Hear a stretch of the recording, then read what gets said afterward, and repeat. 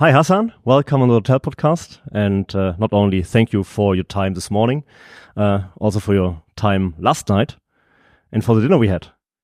My pleasure.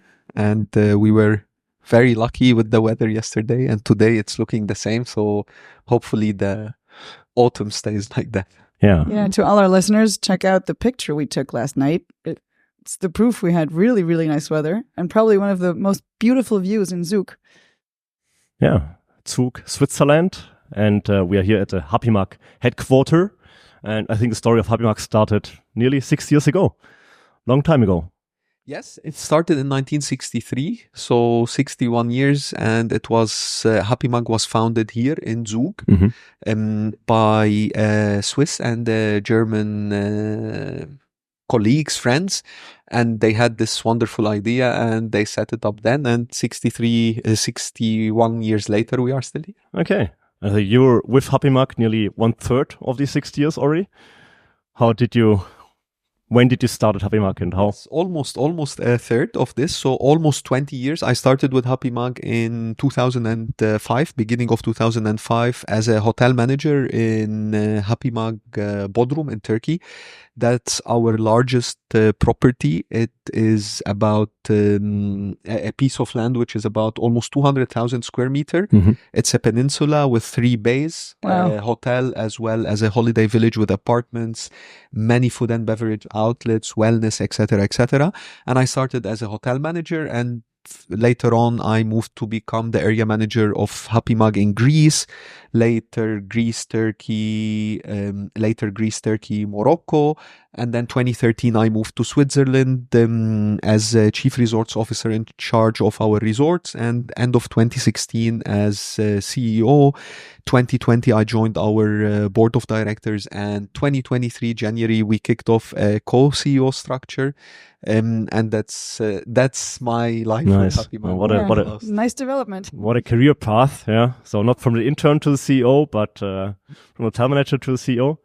And even I did an internship in 2003 at Hapimag. So, but then I stopped there. Okay. Yeah. You bring me back. Let's talk about it later. You just mentioned the co-CEO model, so quite interesting leadership model. Perhaps we can just talk about a little bit later. What do we have to know about Hapimag? So you just said the largest resort is in Bodrum still. Yeah. How many beds do you have there? Bodrum? So it's almost 2,000 beds. So we have about just over 600 keys between apartments and hotel rooms. Yeah. And overall, a little bit more than 50 resorts, I think? Yes, so we have 56 resorts, primarily in Europe. Other than Turkey, outside Europe, we have also Morocco, Marrakesh, and the rest are all in Europe. And, you know, it's a very interesting portfolio. It's really very varied. So we have many city properties in prime cities, amazing locations, always walking distance to a train station or so.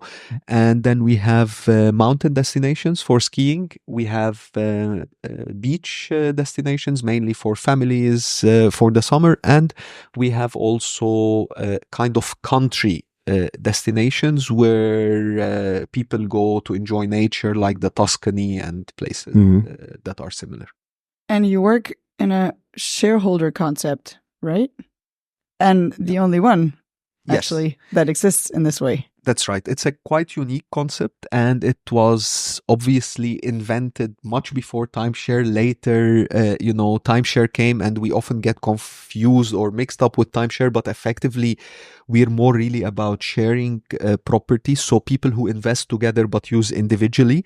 Maybe a quick recap on timeshare for the listeners who some might be familiar with it. So timeshare, the way it worked is that people bought a week somewhere in a resort and went on holiday there.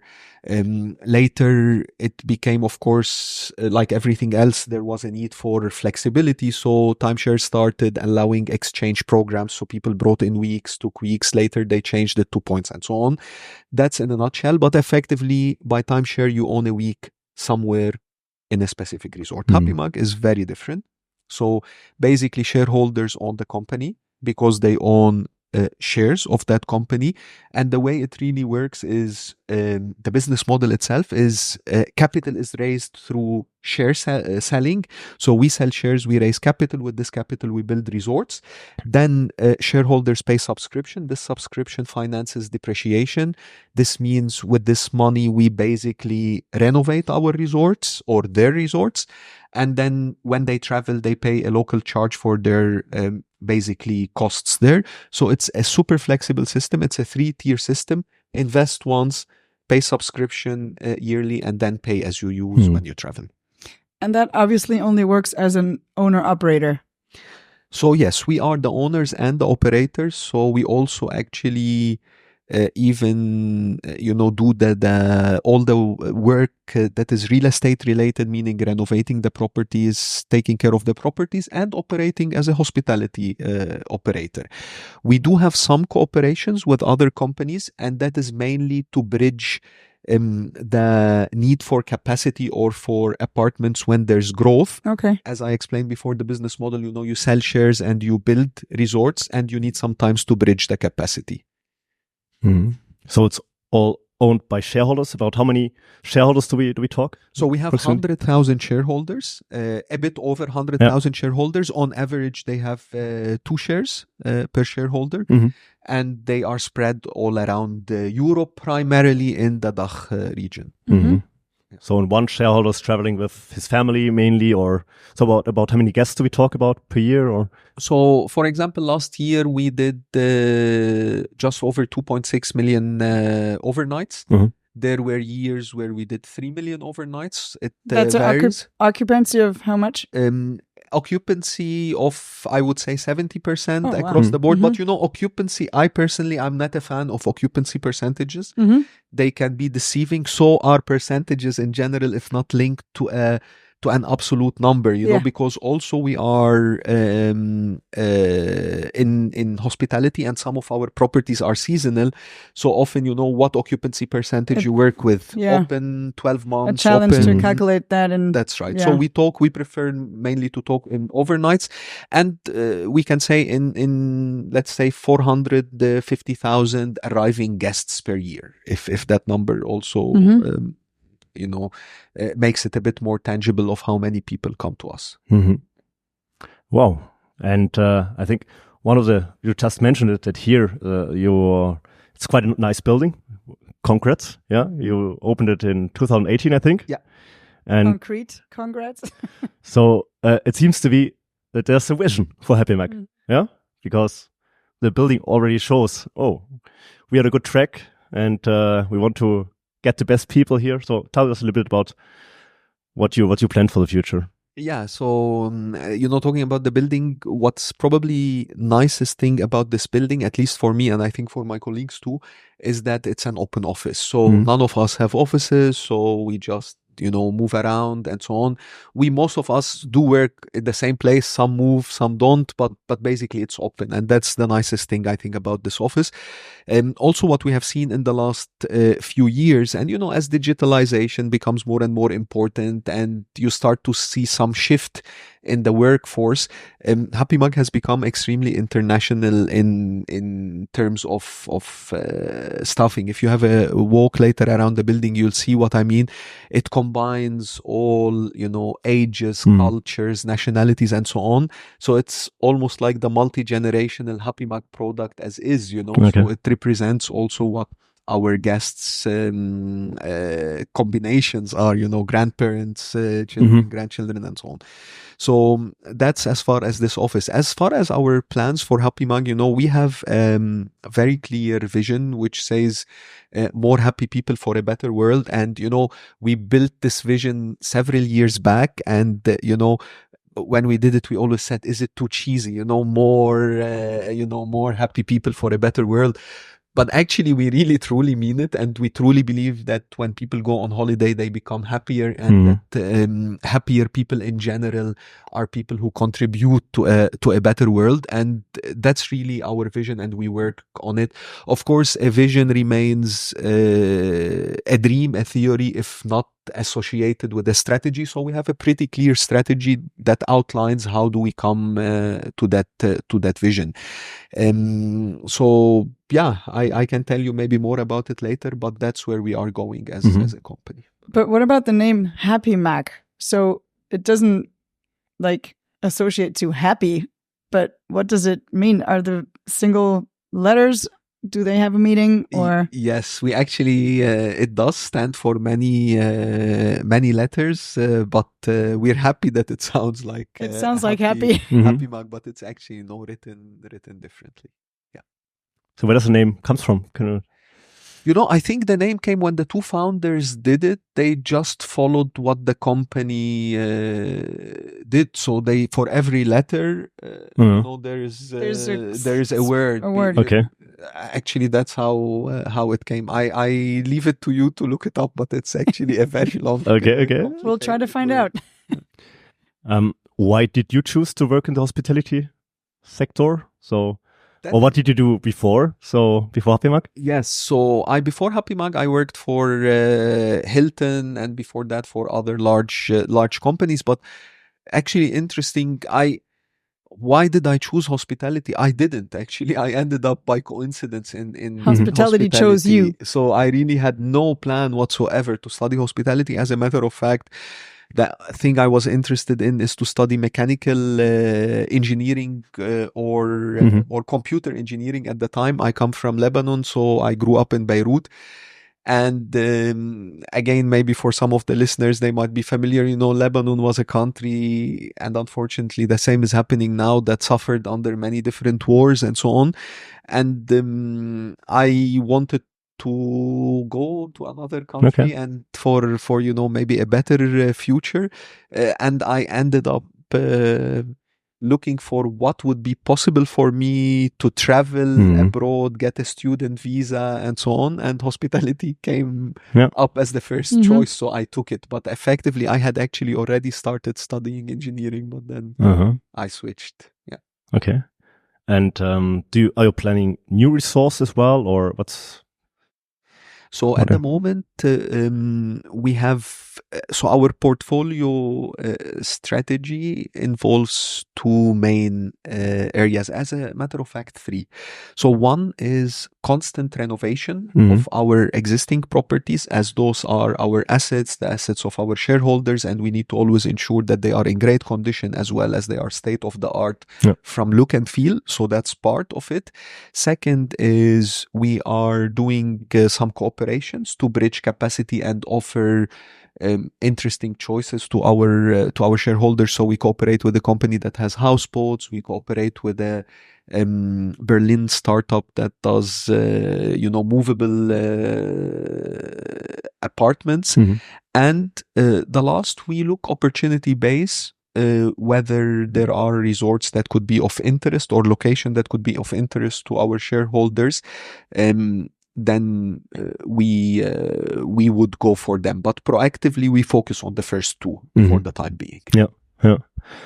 Are there any countries or cities your shareholders are asking for from time to time? So that you're really interested in? Yes, we do sometimes questionnaires to ask them. And so imagine the answer that you would get if you ask 100,000 people. Different. So yes, they are very different. Maldives, Caribbean islands. Can you follow the requests? Did you already? In some, yes. So, for example, we cooperate with a property in Barbados. Okay. And it's loved by our shareholders. They really book it a lot. And some other places, obviously, where everyone is looking, not necessarily in such a quick or short time. Then you need. So in this case, you take the points from the shareholders and pay the resort in Barbados. So our shareholders, it depends what type of cooperation. We have two types of cooperations. We have cooperations where our shareholders pay like they would at Hapimag with points local charges. And then there are others where they have special rates that they pay directly to the relevant service provider.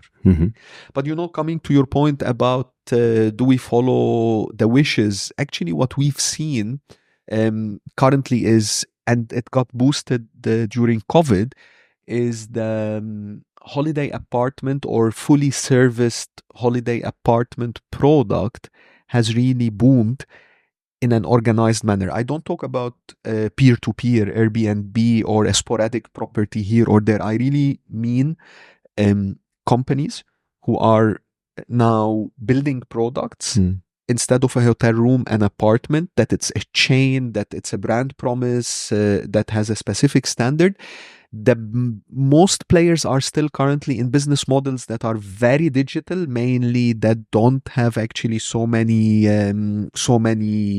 I would say, so many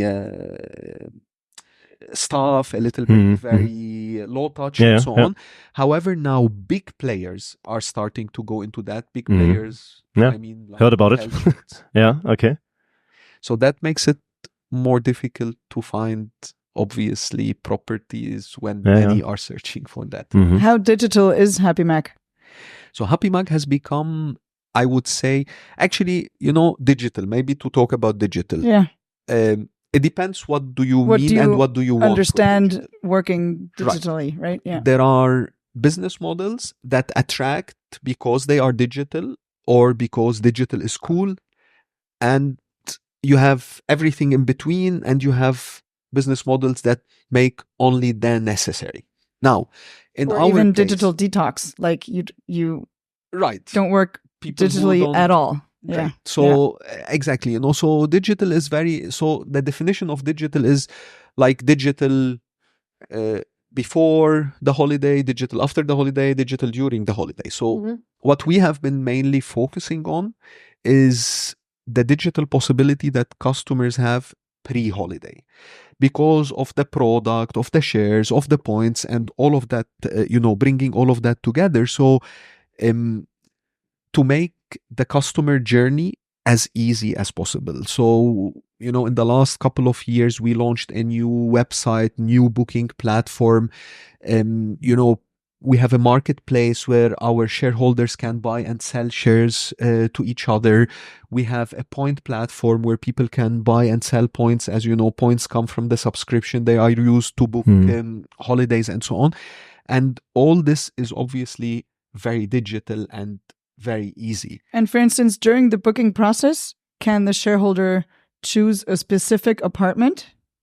No, specific apartments not, but categories and certain things. Actually, this is a quite interesting topic, and some hotel companies, large hotel companies, are working on it. Some have done it. That you can choose by the ground floor. Right. You can choose where you want to stay. Right. Yeah. So some have done it. Some have abandoned it again because it became a bit problematic. But in general, if you have hotel rooms or hotel buildings that are block buildings and majority of the rooms are the same, or you have only two categories, it becomes much easier. Yeah, working in categories makes sense. That's right. So, but when you have less categories, it's very easy to offer such a, like airline seats, it's pretty simple: window, aisle, middle, business class, economy, or, that's about it.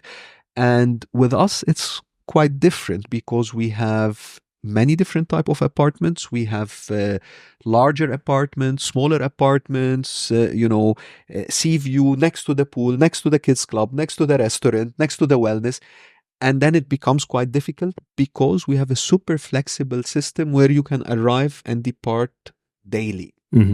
So that makes it quite complex. Oh, there's no minimum stay. There is no minimum number of stay at all. So some people stay 1 day, some people stay 3, 7, 12. I mean, we have an average length of stay that is in cities, it's in the region of 4.5. In ski properties, in the region of 1 week, and by the seaside around 12 nights. Yeah.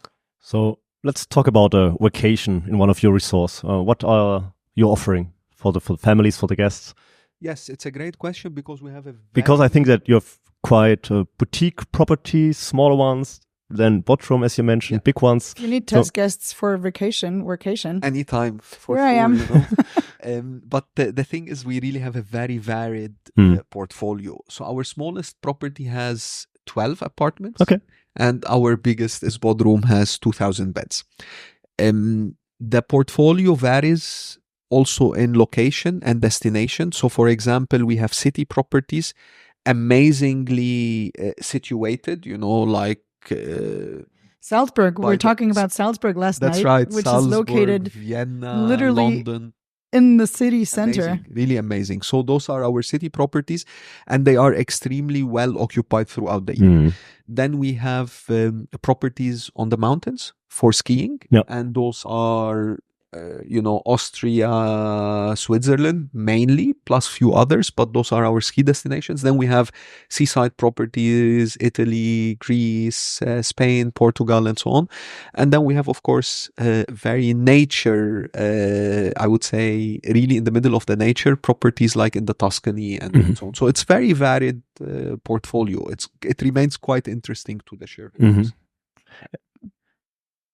Do you have workplaces or workspaces in the majority of the resorts, or is there also a workplace?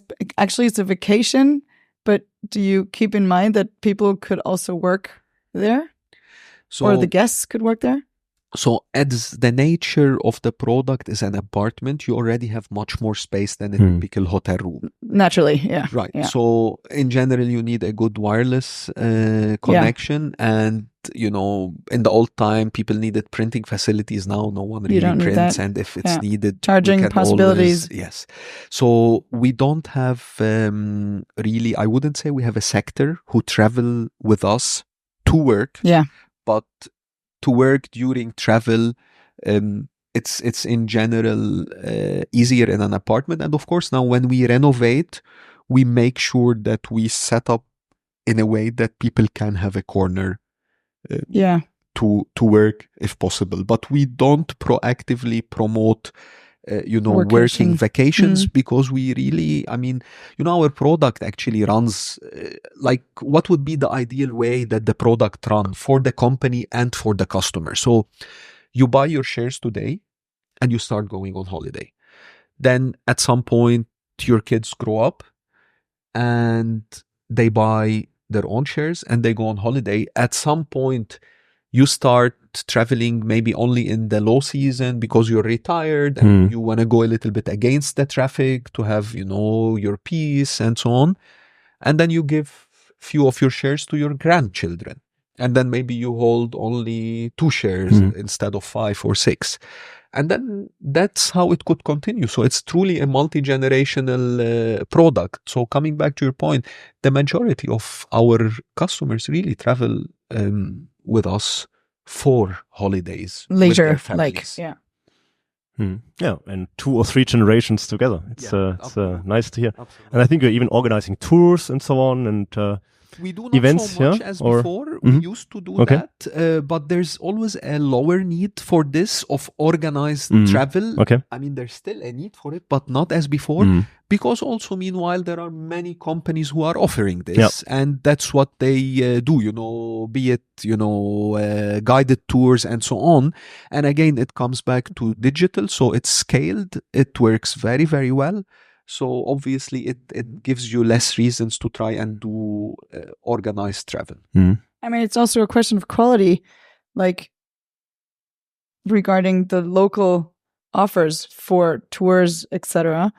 And you're not a club concept. So that's makes sense. That's correct. And we actually always did, but now even more, we do work a lot locally in general. Also when we talk about, employment, we also employ local people because our properties are relatively well occupied, even the ones that are seasonal and in more remote locations.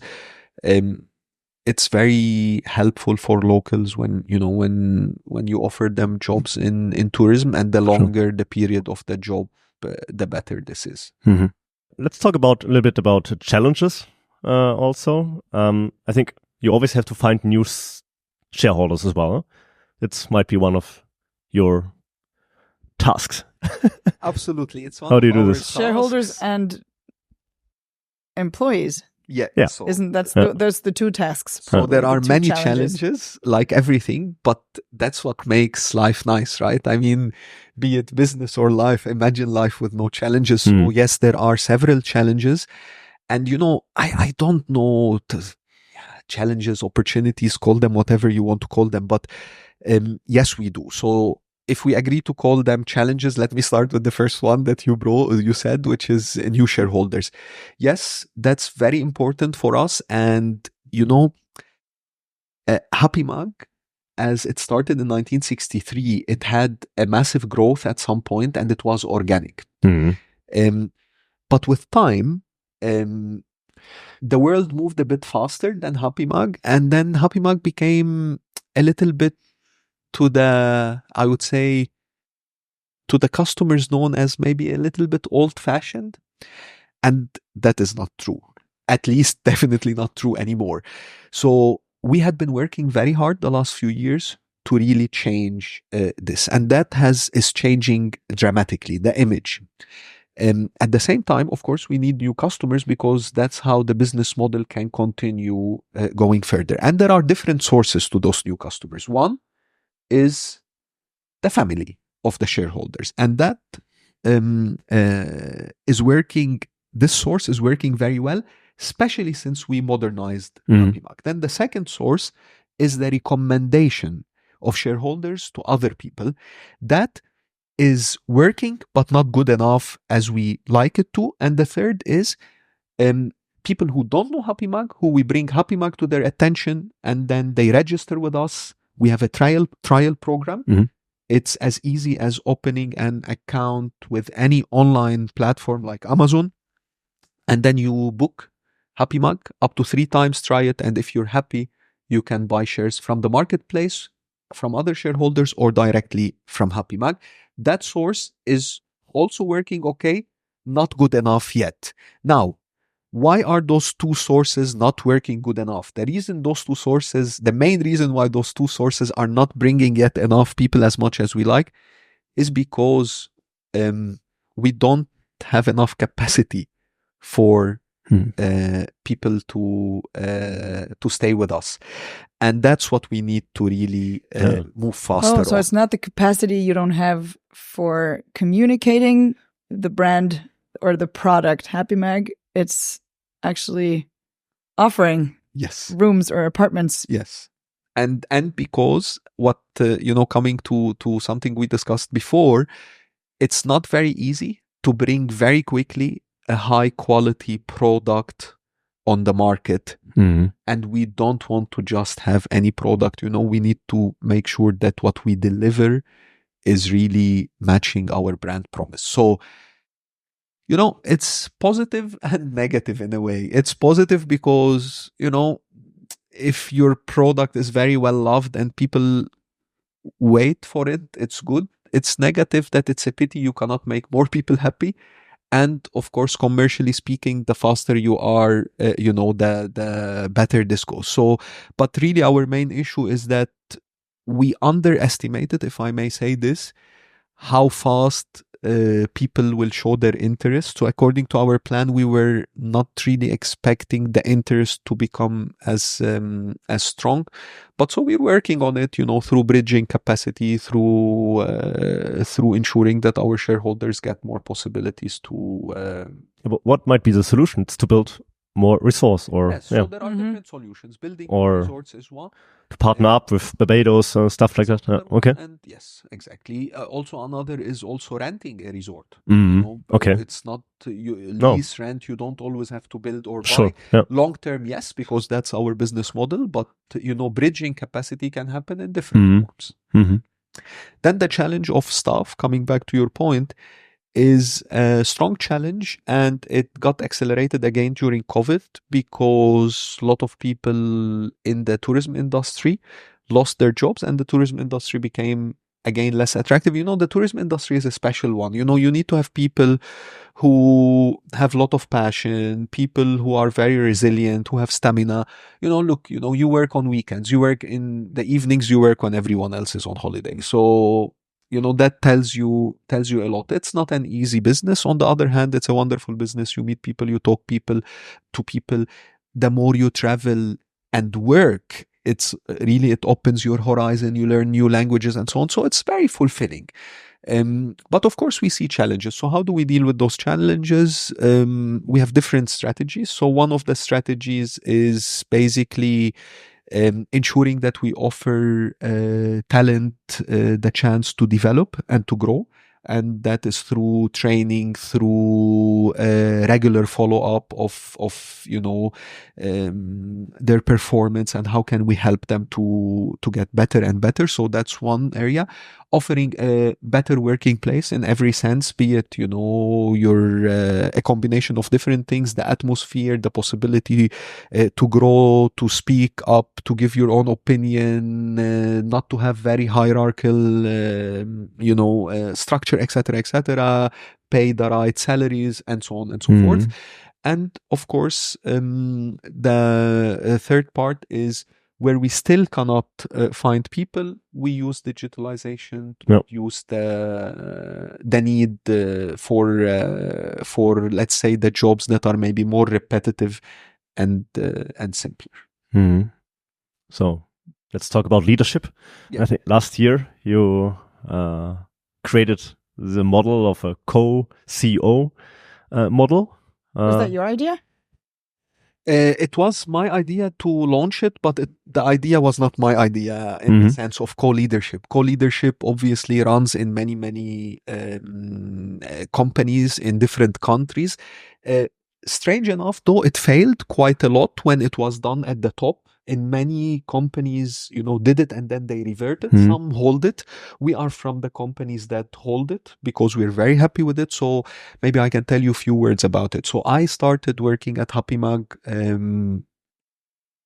almost 20 years ago. Had the chance to have different positions. And the truth is, it's now no longer a secret if it's on a podcast. Each time I wanted to actually leave Hapimag and do something else, Hapimag offered me a great opportunity and I took it.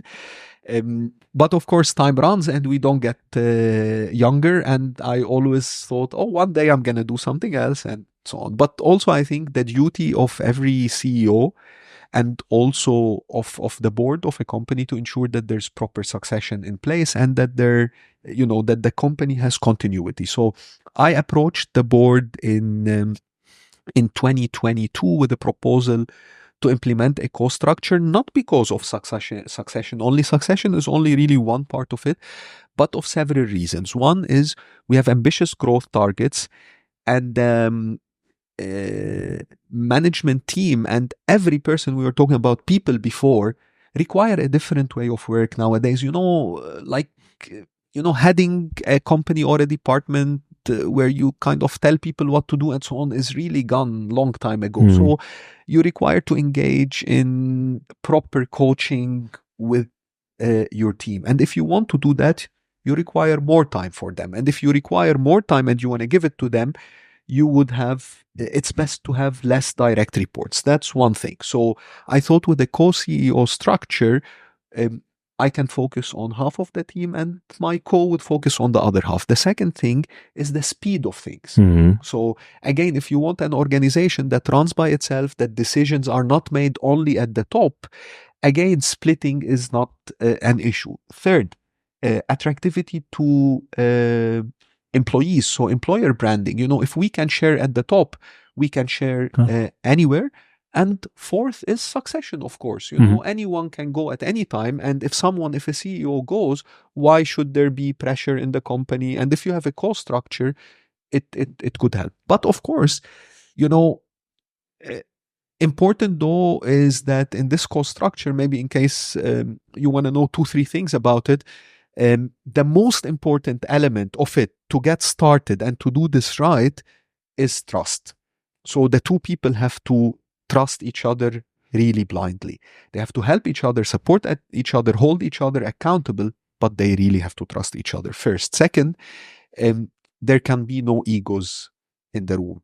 If there are egos, the structure would fail It wouldn't miserably. work. Yeah. There cannot I mean, be you're any egos. counterparts, and Totally. there's 100% knowledge sharing, and that all these decisions not only happen in one head Right. of it. Yeah. Makes sense in how time is developing in this field. And you always have like someone who can challenge you, a sparring partner, and important again as well, that you are both accountable, even if you split the responsibility, because you cannot create two companies within the company. Yeah. So let's talk about people again. So how many people are working here in the headquarters? So we're under 200 here, but overall we're about 2,000 at Hapimag. Yeah. Do you have a mix of cultures here in the headquarters too? Yes, we have a mix of cultures. We have mix of languages. We used to use German as a working language in the past. From 2025, we're switching fully to English as a working language. But now, so we currently mix. And to come back to your point, why did we switch to English? We switched to English for a few reasons, but one of them was also attracting more international people, and also in the area of tech. Actually, it's sometimes very difficult to find people who who speak German. English is much easier. Okay. And do you think that, interesting. So people talking about tech, sure. Yeah. And these people, perhaps they don't live here, they don't come to Zug, they don't move to Zug, but for others, might not be a problem. No, not for youngers, at least. Huh? And we speak English here, but of course we still, when we take colleagues in departments like customer service and so on, they speak German. What's special about Switzerland? And some people ask, why do you keep your support center in Switzerland? I think keeping the support center in Switzerland and not outsourcing it to Asian countries, or I would say a little bit less payroll expensive countries, has also advantages in the sense of, we're a Swiss brand, we stand behind our Swiss quality, and we don't serve just customers or only customers. Our customers are also our shareholders. So, that's extremely important, because we also do stuff that are shareholder related. I mean, I don't want to bore you with the complexity of such a company, but actually we run a general assembly. We're public. We're not listed, but we're public. So we actually do almost everything a listed company does, with some variances as we are not listed. So we do a lot of shareholder relations and not only customer relations. Then the additional benefit, being in Switzerland, the default position of almost every Swiss is at least 3 languages, German, French, or German, Italian, and English, German, French, and English. Some speak German, French, Italian, and English, and so on. So that is a huge benefit. Yeah. You just said that it's difficult to split the cake in even more parts. So it's not from your interest to get a lot of new shareholders, but if you would want to find news, what's a way to find them? It's find new shareholders. Yeah, new shareholders. So look, it comes back to those 3 sources that I mentioned before. I think the lowest hanging fruits are the family of shareholders, the direct family, because they know the product, they like the product. Yeah. So it's mouth to mouth. Exactly. So they only need to be sure that this company is attractive, it's healthy, and they want to continue spending their holidays with their children in it, and not only their childhood holidays. So that's a very effective source. And the truth is, we have about 2,500 new shareholders every year that come from this source. Okay. Talking numbers. Okay. 2,500 per year. Yes, who come through this source, who say, okay, I take the shares of my parents. They don't increase the number of shares always, but it's a new customer. So I take, let's say, 2 shares from my parents and add 1 or 2 shares to it. And the turnover is automatically higher. Sure. If they don't always come together. Of course. A bunch. Of course. It adds to that, it adds up. Correct. And the second source is referrals through shareholders, which means a shareholder tells, hey, I was at Hapimag, it's a great holiday. If you want to try it, here you go. That's the trial program. Book and go on holiday. What we have seen is in the last years, we launched this trial program. But coming back to the capacity issue, I saw something quite interesting, that many people register to the trial program, but they don't book a trial stay. They actually go directly and buy a share and become a shareholder. And the third source, which is people who don't know Hapimag. Now, that's the most difficult one. And here our main approach is digital marketing through different sources, be it social media driven by influencers, Google ads, so the typical ads that you do Our online. podcast will your podcast increase. hopefully will bring us a few thousand people. And we have started a brand TV campaign, and we did quite a bit in Germany and in Switzerland, and we continue to do more. Of course, digital marketing I don't want it to sound like a generic word. Of course, it's broken into many different activities. Yeah, but shareholders are mainly coming from the German-speaking countries.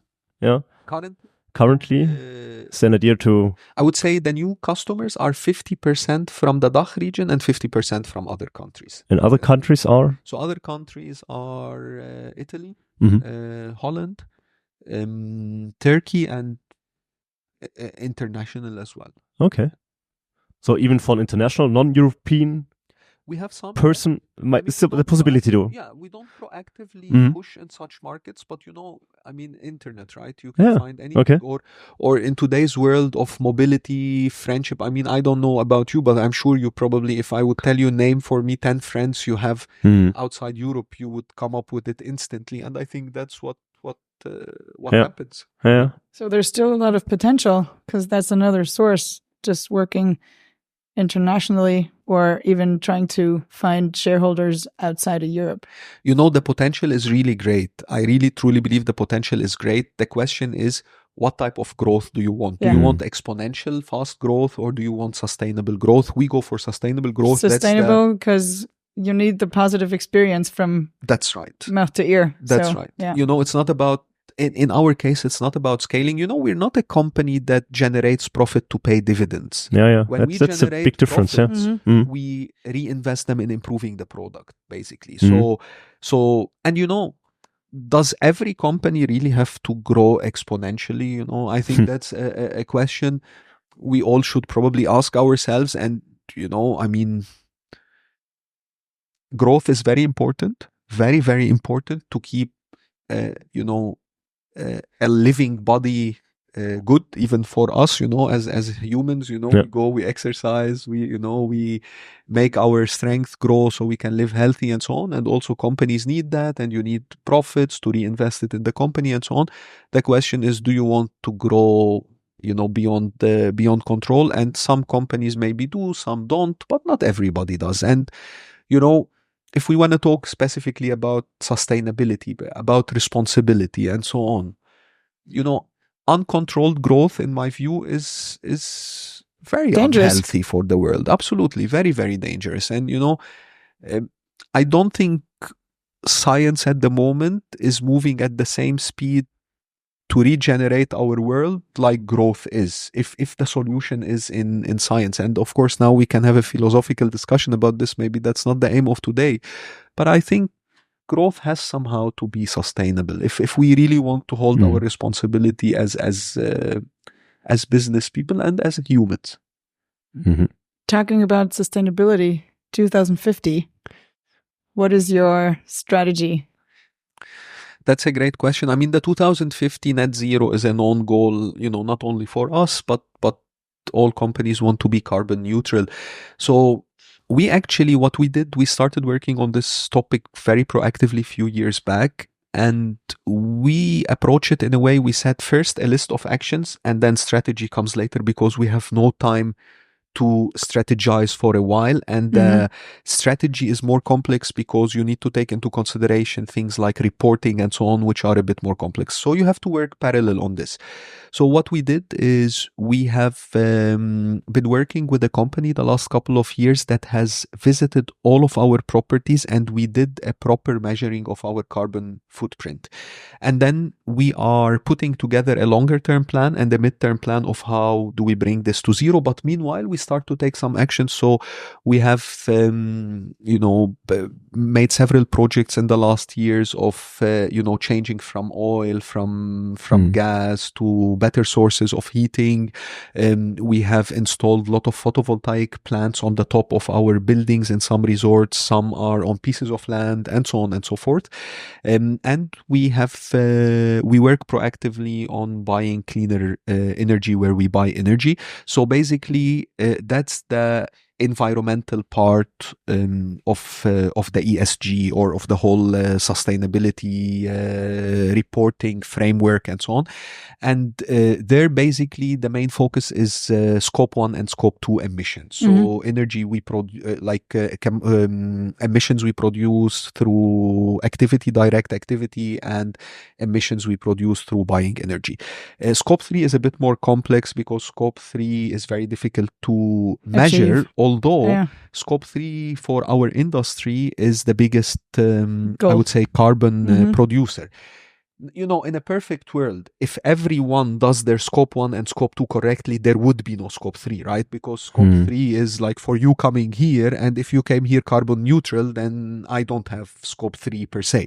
But of course, the world is not perfect, so we have to work on scope 3. Then we have the social, and the social part is, we talked briefly before about what do we do under employment, what do we do under engagement with local communities. There we didn't talk much about it, but we work also with local communities. We promote local community things and so on. And the third one, which is governance. And governance is an area where we work throughout really the whole company since a few years, from the board all the way through our resorts. And there are areas that cross between governance and social, or governance and environment. But we have we've launched recently a supplier code of conduct. We had our own code of conduct and so on. So it's a massive plan, coupled with a strategy that we work on regularly. But most importantly is we started by measuring, because you cannot improve what you cannot measure, or at least you cannot scientifically improve what you cannot measure. So we had to make sure that we can measure things.